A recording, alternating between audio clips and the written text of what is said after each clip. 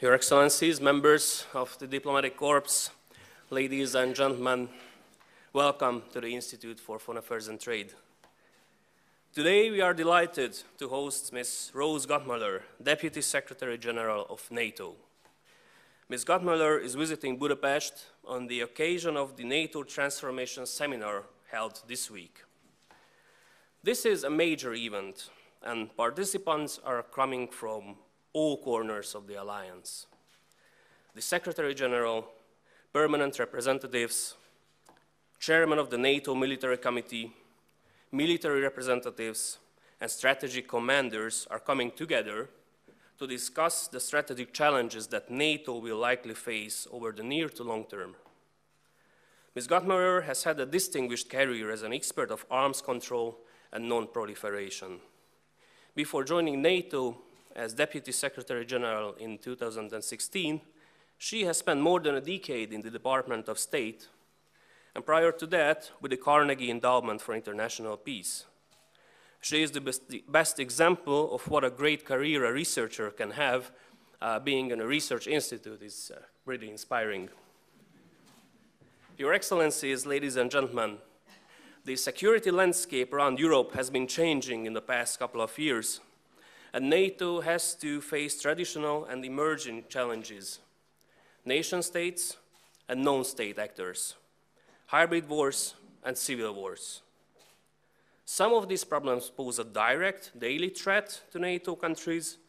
Others may not be as direct, but they have a potential to evolve and further alter our security environment.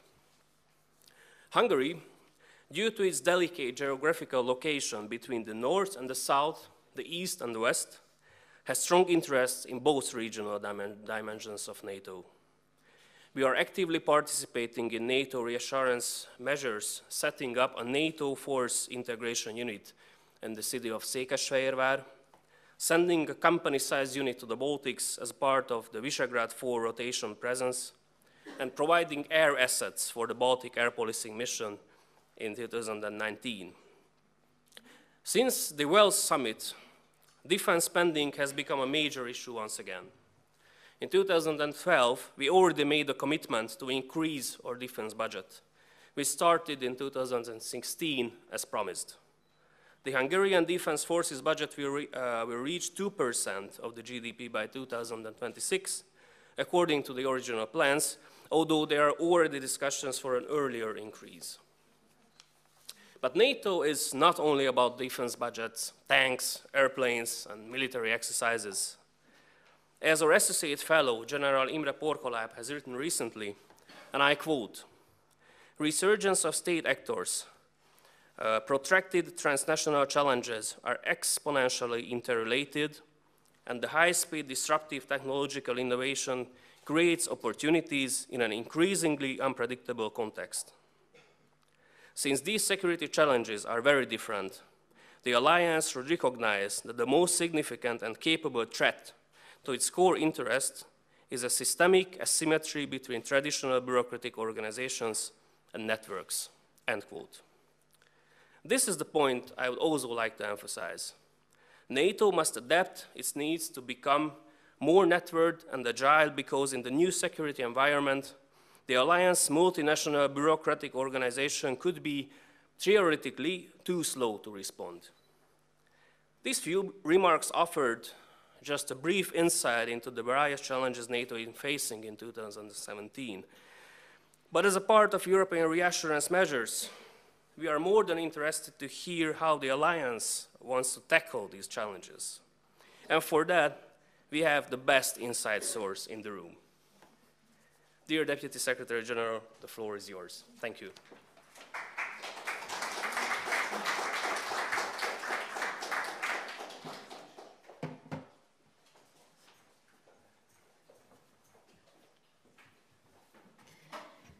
Thank you very much, Martin, for that very kind introduction. It's a great day here in Budapest. Beautiful. It's a little still gray and rainy in Brussels, so it's great to be here for that reason, but also to have an opportunity to visit the Institute for Foreign Affairs and Trade, which I know has a a long history that is very much attached to the modern Hungarian state. And so it's a great honor to be here and to have the opportunity to speak with you and to share some thoughts about NATO and where it is going. Also, I just wanted to say how glad I was to see so many representatives of the universities here in Budapest signed up to be here today. I see some younger faces in the audience. I hope you won't be shy about asking questions. And in fact, I'm going to keep my remarks short, so we have plenty of time for questions. But again, let me begin by thanking not only the Institute and the team here, but thanking the people and government of Hungary for being such a strong and committed NATO ally. Your nation has made significant contributions to our collective defense, to the fight against terrorism, and to reducing instability beyond our borders. I wanted to share a few specifics. Last November, we established a small but important headquarters here in Hungary, one of our new NATO force integration units, and the director already mentioned that. We now have 8 of these small headquarters in the eastern part of the alliance. The others are in Bulgaria, Estonia, Latvia, Lithuania, Poland, Romania, and Slovakia. This network in Central and Eastern Europe performs several critically important functions for NATO and our collective security, military planning, exercises, and facilitating reinforcements if they are needed. More broadly, they symbolize NATO's solidarity and the commitment to collective defense, to the idea that we are united and will defend one another. Hungary is also one of the largest contributors of forces to our KFOR mission in Kosovo. That ensures a safe and secure environment for all the people of Kosovo in a region which is central to Europe's security. In Afghanistan, Hungarian forces serve with bravery and professionalism as part of NATO's mission to train, advise, and assist Afghan forces.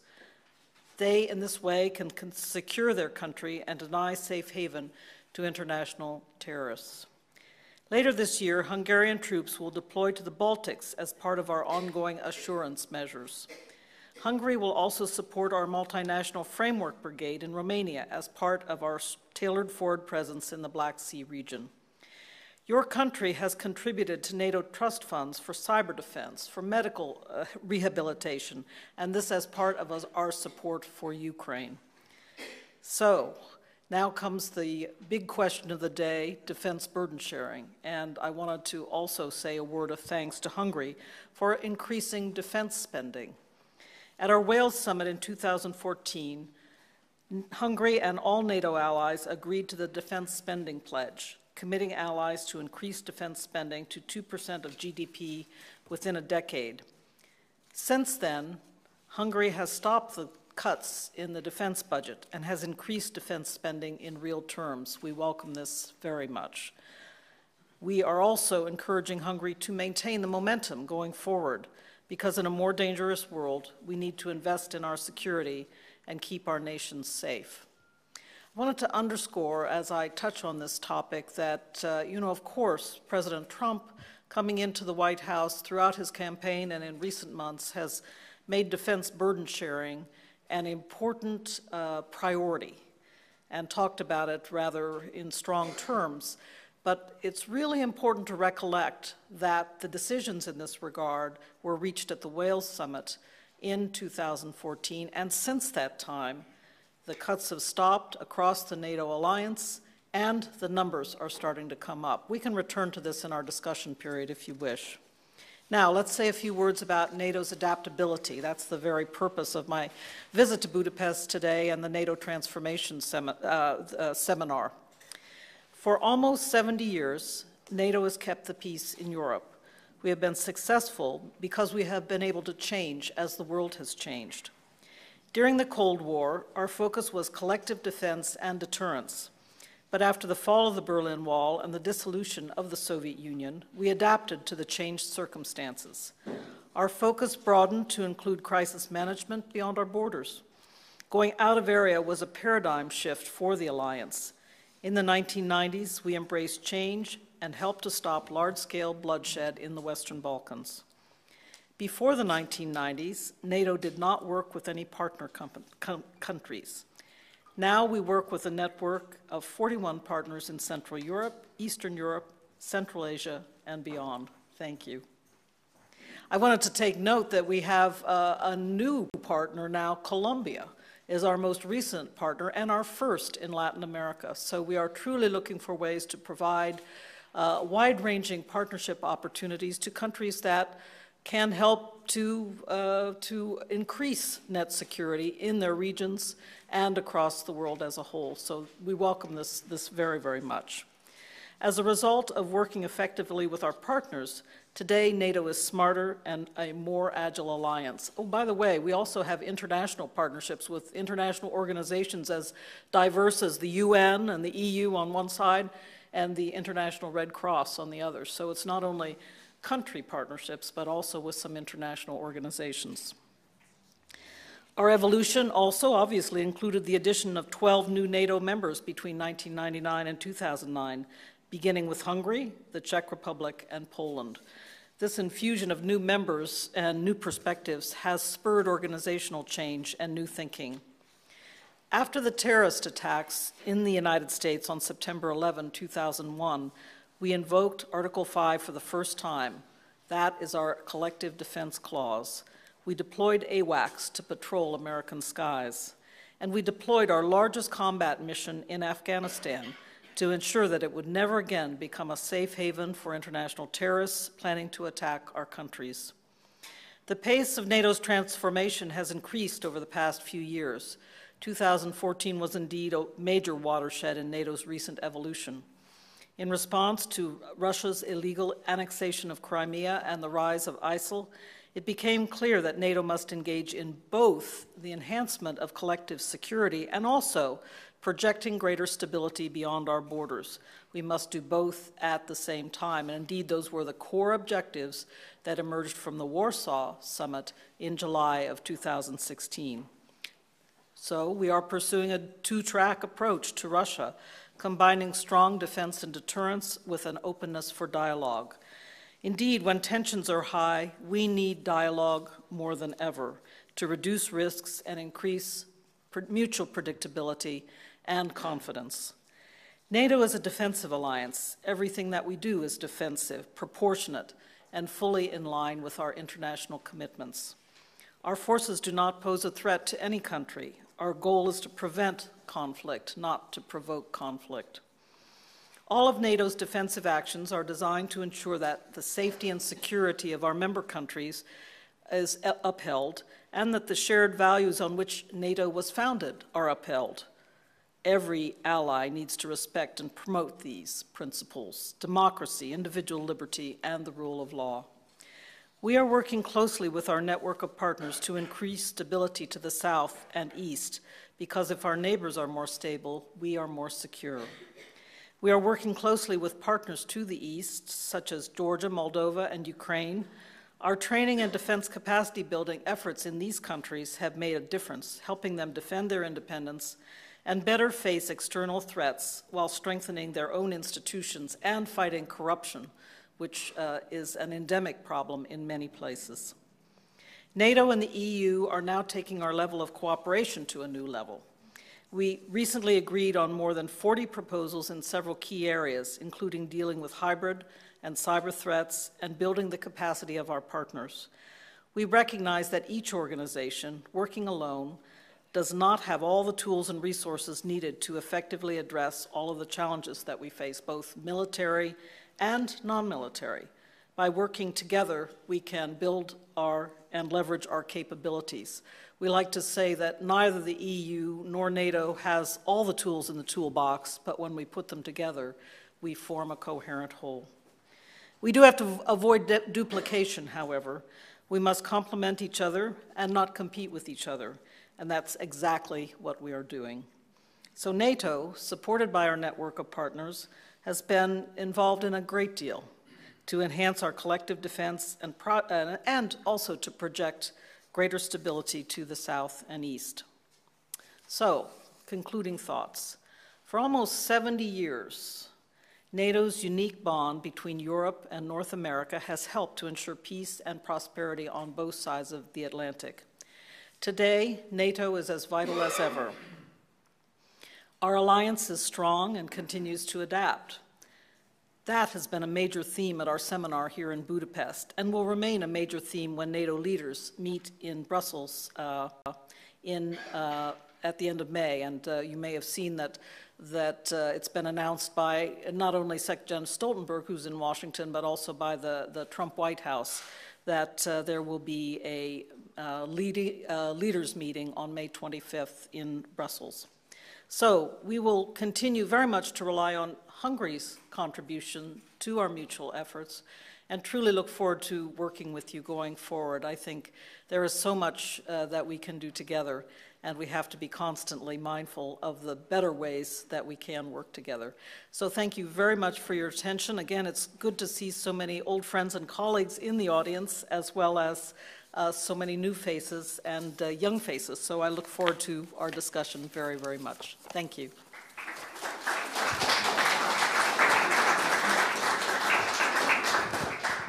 Thank you very much, Madam Deputy Secretary General. And just a short note before we get started with the questions and answers is that I know that many of you from the press corps are here. We will reserve 10 to 15 minutes for you to ask questions at the end of this session. So we're expecting questions from the audience before that, but I know that you're looking answers for your questions, so you will be not forgotten. And with that, I would like to monopolize on my position as the moderator of the event for today, and I would like to ask you that if I look at the new foreign policy concept of Russia, it's not so friendly towards NATO, if I can say. And also many people argue that right now we're experiencing something like a new Cold War, even though this might be a little bit overstretched concept for the current situation. But I was just wondering that what is NATO's position on cooperation with Russia and how we could just deconstruct the current level of misunderstanding and distrust between these two great entities. Well, that's, you know, the question of the moment, and we grapple with it every day. But I mentioned during my remarks that we're pursuing a dual-track approach, and we've been very, very focused on that since the Warsaw Summit. And that means we have to be prepared to deter and defend if necessary, and I focus on deter and defend. But we also must be open for dialogue. And there's a very important reason for that. It is in our view, it is in everybody's national security interest. That goes for the NATO allies, and that goes for Russia as well. It is in our mutual national security interest to ensure that accidents or incidents do not spiral out of control, turn into crisis, and eventually escalate to conflict. So there are some very, very practical reasons why we need to engage in dialogue. And it's important in uncertain times to ensure that that dialogue is as rich, as productive, and as pragmatic as possible. So there is no contradiction there from the perspective of NATO policy and for many countries around the room as well. It makes a great deal of sense. Now let me address foursquare your question about whether we're facing a new Cold War. We're all concerned about the situation between Russia and the countries of this alliance. It does seem often that there is potential for very complicated situations to develop, and we are all very concerned, as I mentioned in my remarks, about Russia's aggressive actions in seizing Crimean territory, Ukrainian territory in 2014. So we have to continue to try to resolve that problem. The Minsk agreements must be fully implemented. We need to keep the pressure on to do that through the sanctions regime and through our national policies overall. But at the same time, I look back to the Cold War years where my career began in the mid-1970s, and I remember a much different time. And the most, I would say, practical difference is to do with lines of communication. You know, during the Cold War, we had very, very few lines of communication with the Kremlin and with the Soviet Union overall. I know for Hungary and at that time Warsaw Pact states, you could describe a little bit different circumstance, I'm quite sure, but for the countries who were at that time members of NATO and my own country, the United States, there were very limited ways to keep the lines of communication open with the Kremlin and with the USSR overall. So nowadays, I see a much, much different circumstance where lines of communication are open not only at an official level, but also at the level of publics and in the media realm as well. Again, we're all concerned about media disinformation, the problems that have emerged in the context of the recent election campaigns and so forth. So we have to be mindful of disinformation and propaganda, but at the same time, I welcome very much that there are just so many potential avenues of communication now, and I think that is a major and significant difference with the Cold War era.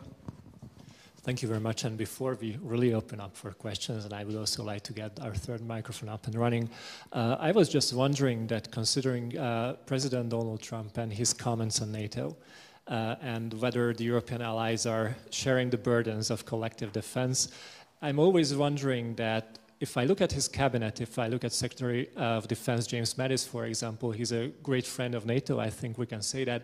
But especially when President Trump goes on Twitter, I start to have doubts whether the US is still fully supporting NATO. And I was just wondering that, especially with the 2% requirement, are we seeing the same old comments from the US that everybody should spend more on defense, like old wines in new bottles, like put it in a Donald Trump way, or are we really experiencing a change in the US policy towards NATO? Well, first of all, I'm going to underscore a message that my boss, Jens Stoltenberg, the Secretary General of NATO, constantly is underscoring, and that is these goals were out there well before Mr. Trump even ran for president. So beginning in Wales in 2014, we were at that time seeing a turnaround in the level of defense spending. At that point in 2015, we saw that as we put it, the bleeding had stopped. The defense budgets were beginning across the NATO alliance to rise above the line into plus territory. And then in 2016, we actually saw a 3.8% increase, again, across the alliance, which amounted to about $10 billion. So we saw this effect occurring, again, as a result of that watershed year of 2014, where we were all so concerned about what was happening in Ukraine and what was happening with the rise of ISIL. So the trend was in the right direction before Mr. Trump arrived in office, but Jens Stoltenberg likes to stress, as do I, that Mr. Trump has lent a boost to these efforts and lent some real momentum to them, and it's, I think, led to a lot of the countries across the alliance taking a serious and solid look at what they can do to up their commitments to defense spending. So we actually consider Mr. Trump a great ally in this effort. Well, if I look at defense spending, I can only agree with that. And with this, I would like to open up the Q&A session to the audience. So if anybody has any questions, please raise your hand, introduce yourself briefly, and ask a really short and to-the-point question if possible. We have the lady here in the front, and then the second one in the back.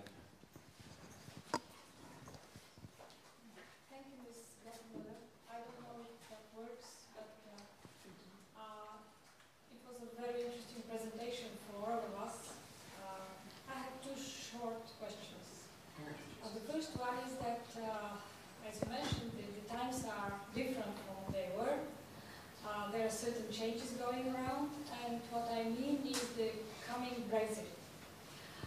Do you expect any changes or impact of the Brexit on the NATO situation? My second question goes about the so-called open door policy of NATO. What is the situation? Can we expect something in the near future, like the May meeting, summit of NATO? I'll take that one first. We are in fact, looking forward to welcoming our 29th member of NATO, Montenegro, and we hope that we will be able to do it at the time of the meeting on May 25th. So it will be absolutely great if we can raise the Montenegrin flag with the other flags of the 28 nations now in the NATO alliance in front of our new headquarters. So that is the goal. Clearly, we cannot answer for processes in different countries, in the parliaments, in the U.S. Senate, for example. Most of the allies now have completed their accession ratification process, but there are, I believe there are 3, and the United States is one of them, still working on it. So we will see, but certainly the goal is to welcome Montenegro, and that, I think, is a good symbol for NATO's continued commitment to the open door policy. There's no change in that policy. We are continuing to be committed to it. Now, as far as Brexit is concerned, the impact I see on NATO is not really it's not the situation as with the EU, when many, many things, of course, will have to be discussed and negotiated and decided. It's a different situation. I do understand that the UK considers this an opportunity to redouble its focus on security in Europe by working and continuing to be what it has been up to this time, which is one of the leading nations in NATO and one of its founding members. So I do expect that we will continue along that line. So for NATO per se, I don't see an enormous impact. There are a lot of questions out there about NATO-EU cooperation in the defense and security sector. That's a slightly different question. What I see there, and it's certainly our resolution, as well as the resolution across town at EU headquarters, to ensure that, as I put it, that we put our two boxes together and continue to work on the basis of the advantages that we each offer. And so as a result of that, I would say our emphasis is on complementarity and not competition with the EU as far as defense and security matters are concerned. Thank you very much. And we have another question on the right side of the room with the lady in black glasses.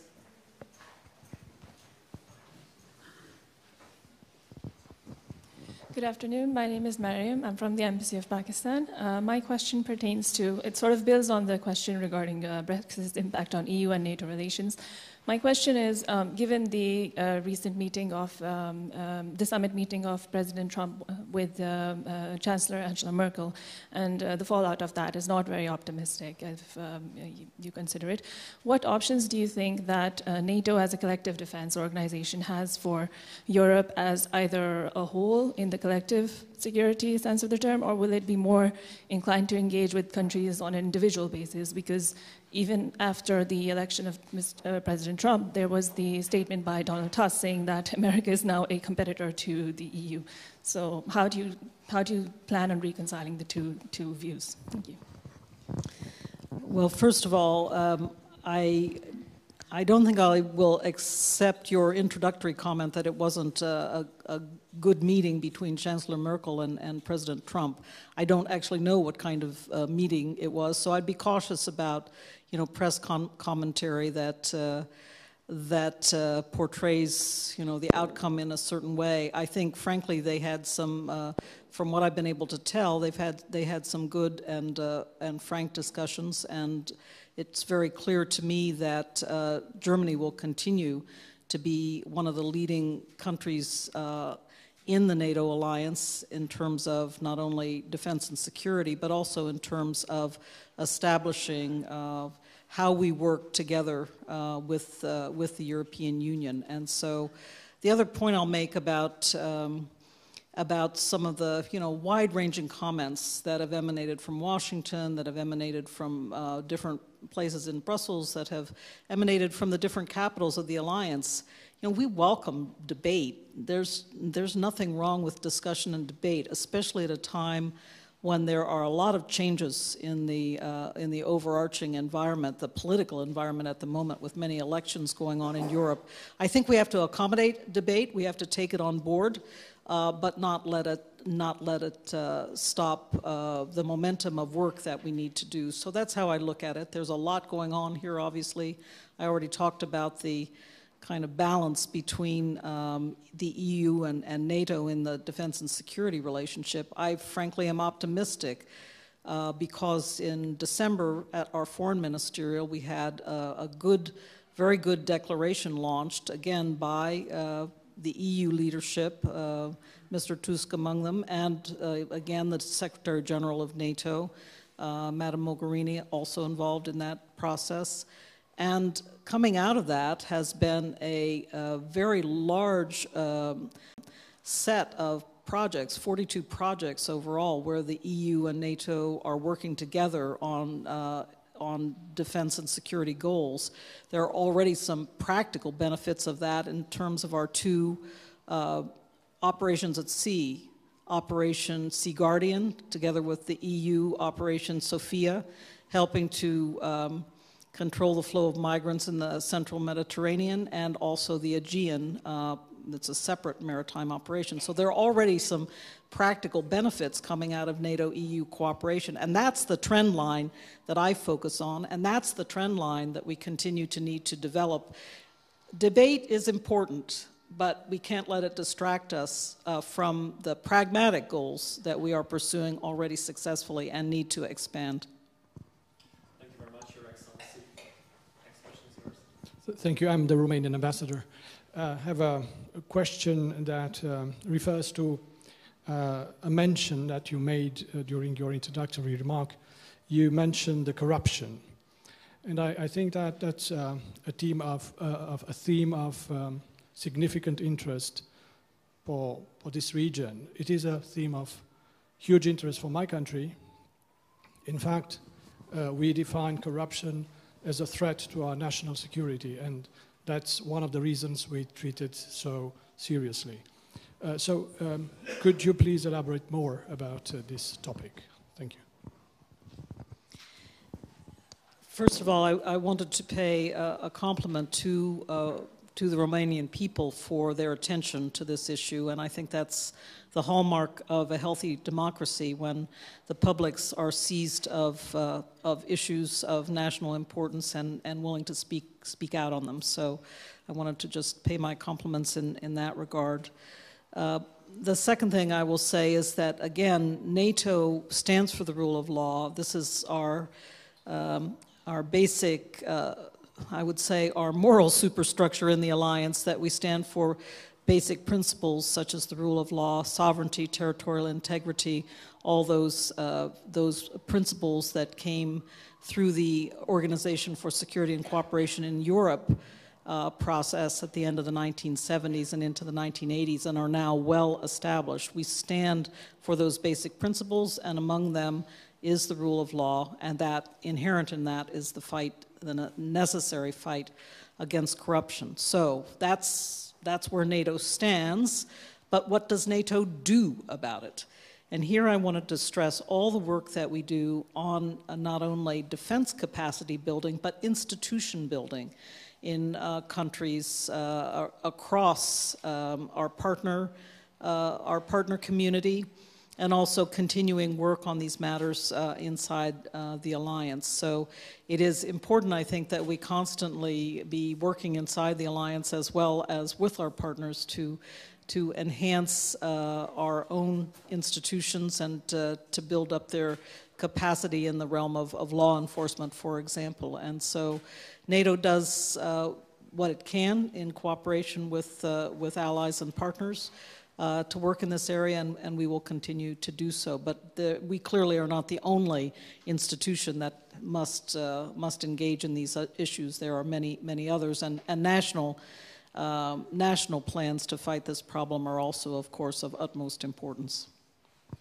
Fortunately, it's very good that my microphone is broken, because I'm the least important person in the room, so please apologize as for that. And we have a question there at the back.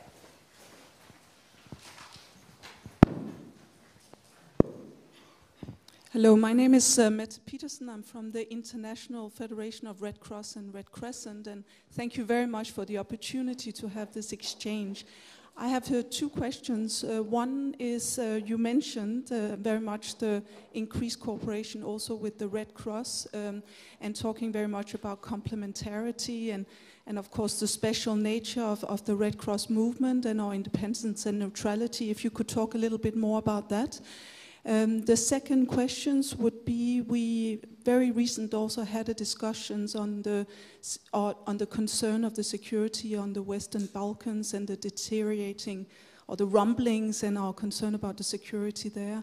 You are mentioning that you're working closely with the European Union. I assume that that would also be one of the areas of cooperation. So if you could talk a bit about that. Thank you very much. Absolutely, and let me just say very briefly, not only in this position at NATO, but in my previous positions as well, I have the greatest respect for the work of the International Red Cross and Red Crescent. I had many occasions to work on issues related to the disarmament agenda in this area, but that's only, I know, a small part of your work, and much is devoted to the plight of refugees, humanitarian crises around the world.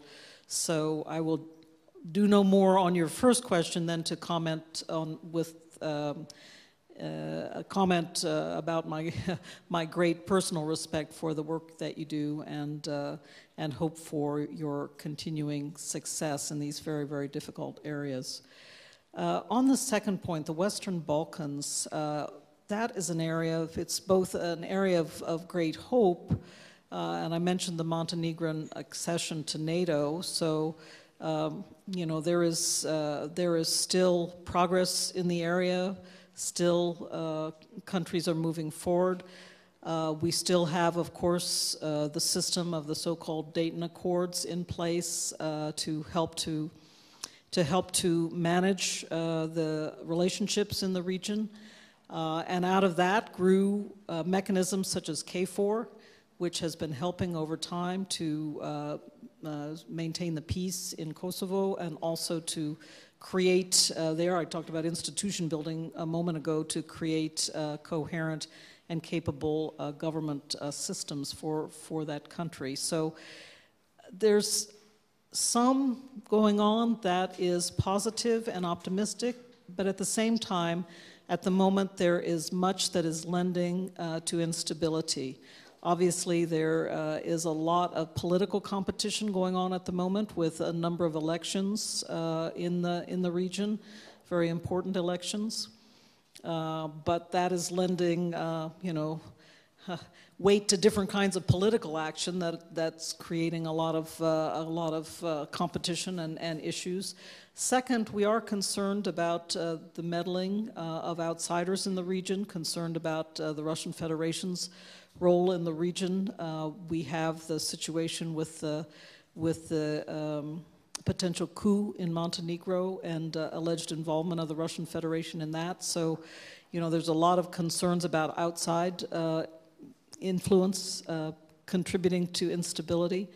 And then furthermore, it's the topic of corruption and, you know, the economic system in that part of the world, and whether it is adequate to the task of providing for the economic health and the livelihood of populations of people living in that area. Are those economies creating the jobs that will help people to have a stable existence going forward? All of these issues are, you know, coming together at once, and at the moment creating a very, very difficult environment in the Western Balkans. Again, what can NATO do about it? First of all, we must continue to be present. KFOR, I mentioned in my remarks, has been present for a long time. It's created added security. It's added security and value in that way to that region. It's helped with the institution building.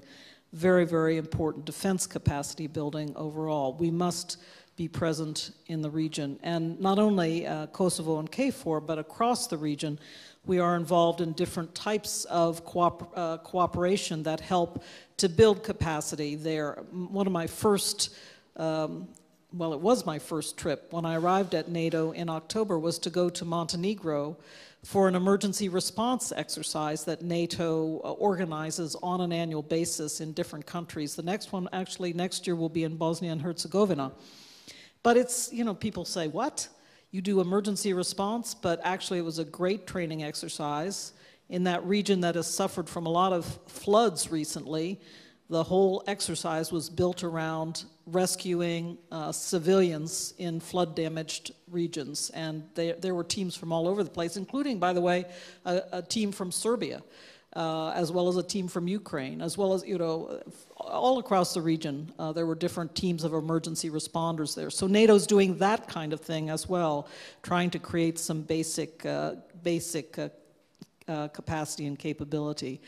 But third, I think we can also contribute by lending our presence in important settings. Jens Stoltenberg, for example, has been speaking out about concerns that we see. He's been joining together with Madame Mogherini, for example, in speaking out about the necessity of constitutional practices being pursued in Macedonia. And the will of the people expressed at the ballot box being implemented in Macedonia. So that's just one example, but those are three ways in which I think NATO, again working together with the EU, must remain engaged and involved in the Western Balkans now, because it is a serious situation. Thank you, and I would also like to thank the press for being so patient, and as we're approaching the last 10 minutes of our event, I was just wondering if we have any questions from the press as of now. We'll start with the lady here. I'm from Reuters. My name is Christina Tan, and I have two questions. One is that the US has proposed new dates for NATO foreign ministerial meeting as it came out. What are those new dates? Can we have them? And the second question is whether you are concerned that Mr. Tillerson is going to Russia exactly the same time as Mr. Stoltenberg is meeting President Trump. Well, first of all, I'm not aware that anything new has been announced in Washington with regard to dates. Last thing I heard from Sec-Gen Stoltenberg, who is there at the moment, is that, of course, these are questions we will work to resolve in terms of the scheduling matter. All of the principals involved are busy people, so they have busy schedules. But I want to stress in that regard that NATO ministerial dates are a matter of consensus among all the principals, among all the ministers who are involved in such things. So I don't expect there to be any announcements out of Washington today anyway. If Mr. Tillerson and Sec-Gen have a chance to discuss this matter, and I believe they will, then it will have to be consulted with all the NATO allies. So I don't expect any dates to emerge today. Second thing is, as far as I can tell, and I was tentatively watching the Kremlin and MFA press feed yesterday, I haven't seen any official announcements made either about a visit by Mr. Tillerson to Moscow, so I think it's premature to comment on any other aspect of travel by secretaries or ministers of foreign affairs or defense. Thank you. Next question from the press. In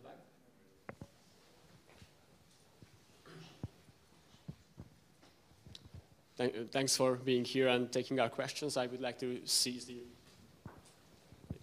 opportunity that my question is the following.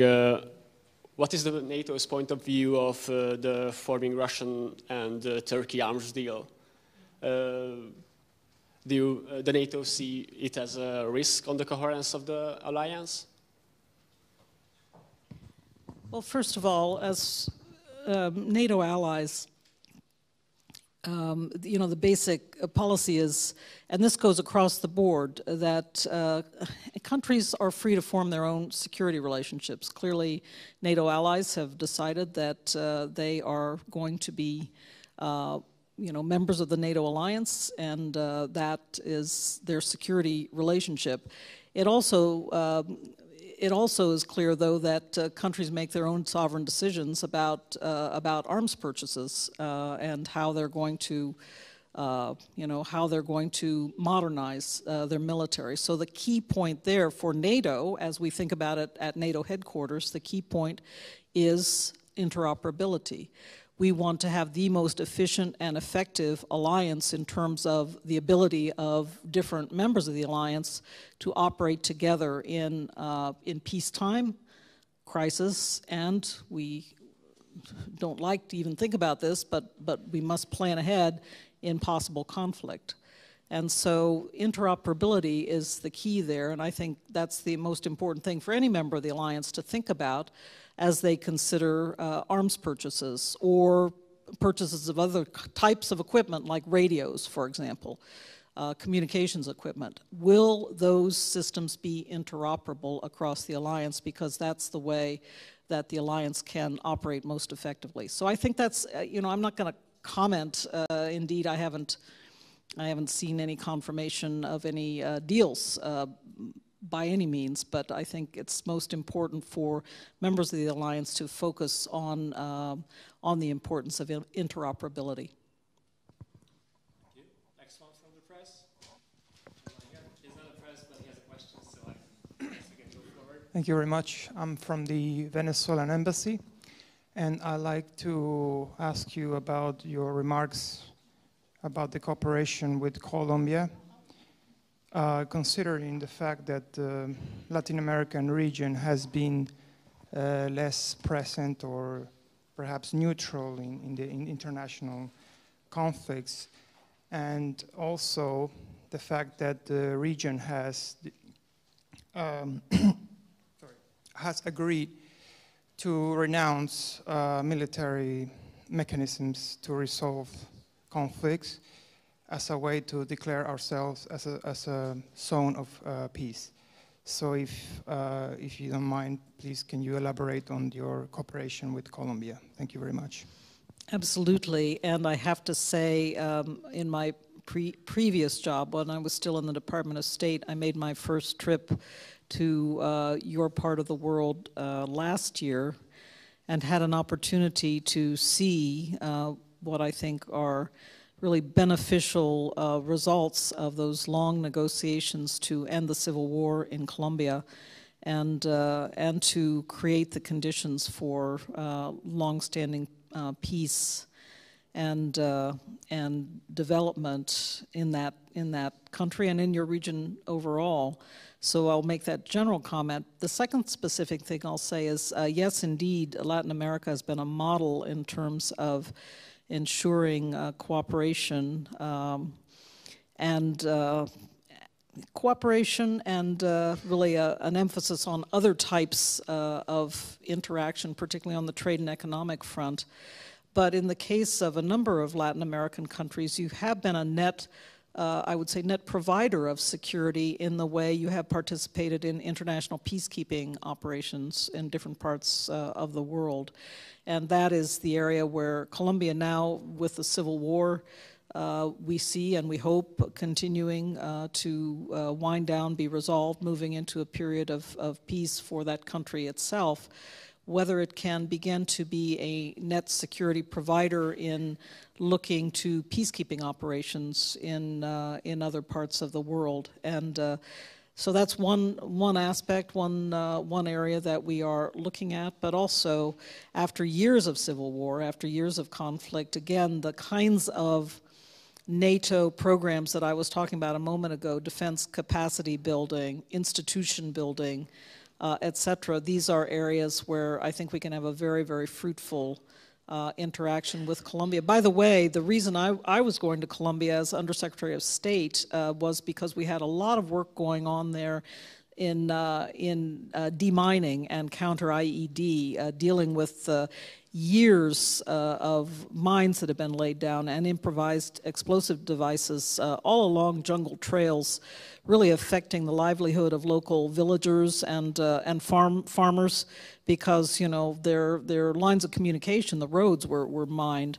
And so the United States, working together with international organizations, had has a number of programs going on in Colombia to do that kind of cleanup, and that's a big emphasis for NATO as well. A lot of the programs we have going, cooperative programs we have going now with Iraq, for example, in Afghanistan, and other countries on this continent, they are related to counter-IED work and demining.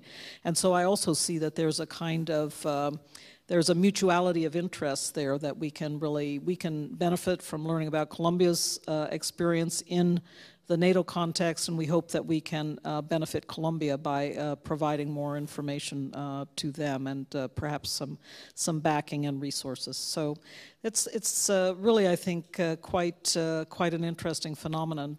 Whether whether it will expand in other ways, I don't know at this point.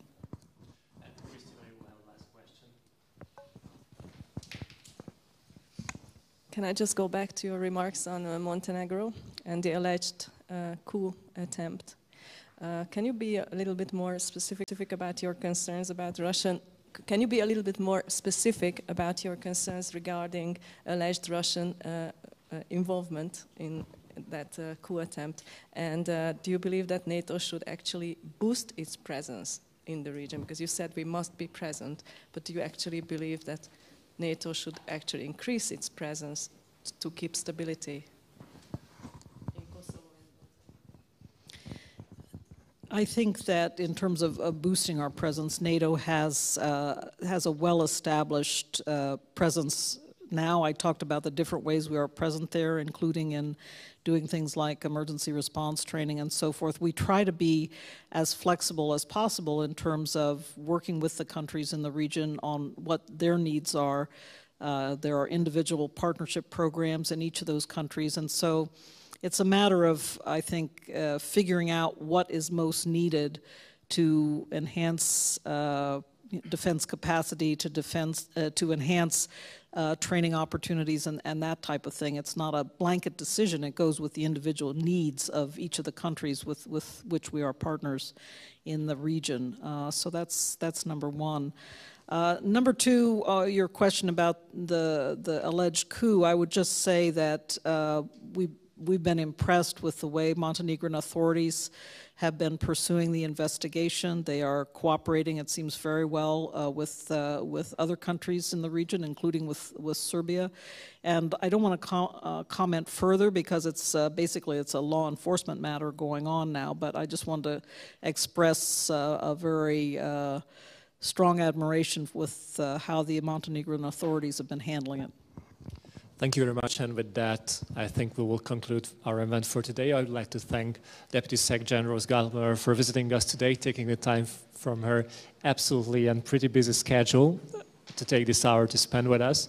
I would like to also thank the audience for coming and asking very timely and important questions. I would also like to say that we have another event tomorrow, which starts at noon at the Ministry for Foreign Affairs and Trade on the 60th anniversary of the Rome Treaty, so it's going to be on the European Union. You're more than welcome to attend this event too, and hopefully we'll be in touch in the future, and we're expecting you back once again at the Institute for Foreign Affairs and Trade. Thank you very much for coming, and have a very nice day.